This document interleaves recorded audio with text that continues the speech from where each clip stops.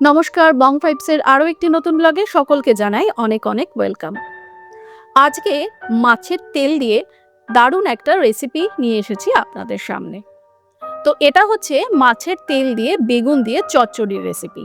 এই রেসিপি যদি হয় তাহলে সত্যি কথা বলতে গরম গরম ভাত কিন্তু একদম নিমেষেই শেষ হয়ে যাবে।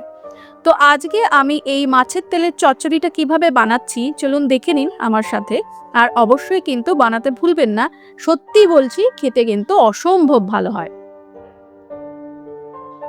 তো প্রথমেই নিয়ে নিলাম কড়াই, আর তাতে আমি দিয়ে দিয়েছি সর্ষের তেল। তো তেল কিন্তু খুব একটা পরিমাণ ব্যবহার আমরা করব না, যেহেতু মাছের তেল থেকে প্রচুর তেল বেরোবেই। তো সেই কারণে প্রথমে অল্প একটু তেলই আমরা নিয়ে নিলাম। মাছের তেল কিন্তু আমি ধুয়ে সাইডে রেখে দিয়েছি। তো সেটা আর যেহেতু দেখানোর মতন কিছু নেই, তো ওটা পরবর্তীতেই দেখাচ্ছি। তো এবারে তেলটা গরম হয়ে যাওয়ার পর দিয়ে দিলাম আমি এখানে কালো জিরে, আর দিয়ে দিলাম ডুমো ডুমো করে কেটে রাখা আলু। আলুটা প্রথমে আমরা একটু ভেজে নেব।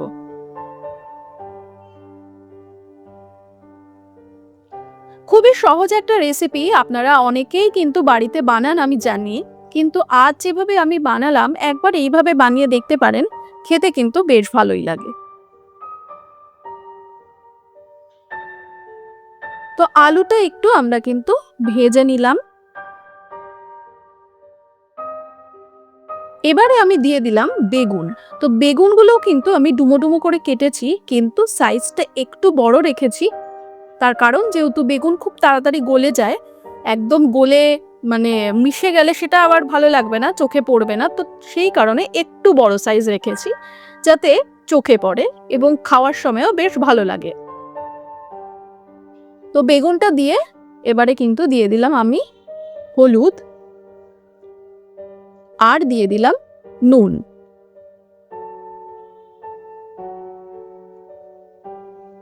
আর দিয়ে দিলাম আমি এখানে কাঁচা লঙ্কা চিড়ে। এটা অবশ্যই কিন্তু আপনারা আপনাদের আন্দাজ মতন দেবেন। আর দিলাম আমি এখানে একটা মাঝারি সাইজের পেঁয়াজ।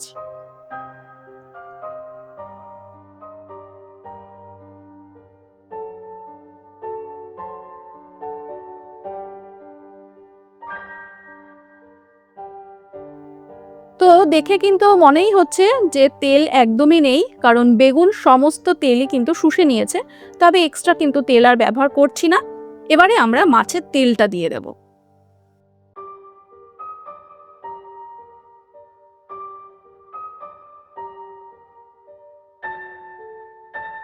মাছের তেলটা দিয়ে একটু নাড়াচাড়া করব আমরা।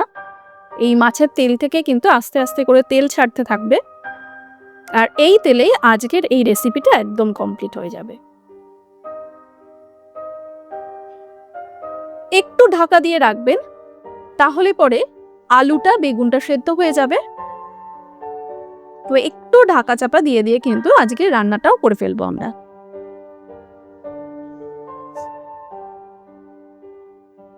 দেখুন আস্তে আস্তে করে কিন্তু তেল বেরোচ্ছে, মাছের তেলটা গলছে আর তেল বেরোচ্ছে। যাই হোক, আমাদের কিন্তু মোটামুটি 5 মিনিট মতন হয়ে যাওয়ার পর আমি এখানে দিয়েছি আদা কুচি হাফ চামচ মতন, আর দিলাম এখানে আমি হাফ চামচ মতন জিরে গুঁড়ো, আর দিলাম লঙ্কার গুঁড়ো। লঙ্কার গুঁড়ো দেওয়ার কারণটা হচ্ছে কালারটা একটু সুন্দর আসবে, তো সেই কারণে। এবারে আবারও বেশ ভালো করে নাড়াচাড়া করে নেব। আলু বেগুন সমস্তটাই কিন্তু খুব ভালো করে সেদ্ধ হয়ে গেছে। এবারে কিন্তু একটু বেশ ভাজা ভাজা করে নেব, একটা সুন্দর গন্ধ বেরোবে, খেতেও কিন্তু দারুণ লাগবে। সত্যি কথা বলতে এই রেসিপি দিয়েই কিন্তু এক থালা ভাত নিমেষেই শেষ। দিয়ে দিলাম সামান্য একটু নুন। এটা অবশ্যই কিন্তু আন্দাজ মতন আপনারা ব্যবহার করবেন। ব্যাস, আজকের কিন্তু তেলের চচ্চড়ি একদম তৈরি। আশা করছি আজকের রেসিপিটা ভালো লেগেছে। ভালো লেগে থাকলে কিন্তু অবশ্যই সাবস্ক্রাইব করবেন, পাশে থাকা বেল আইকন প্রেস করে নেবেন। আর কমেন্টে কিন্তু জানাতে ভুলবেন না আজকের রেসিপিটা কেমন লাগলো। নমস্কার, আজকে এখানেই শেষ করছি। পরবর্তী নতুন রেসিপি নিয়ে আসছি খুব তাড়াতাড়ি।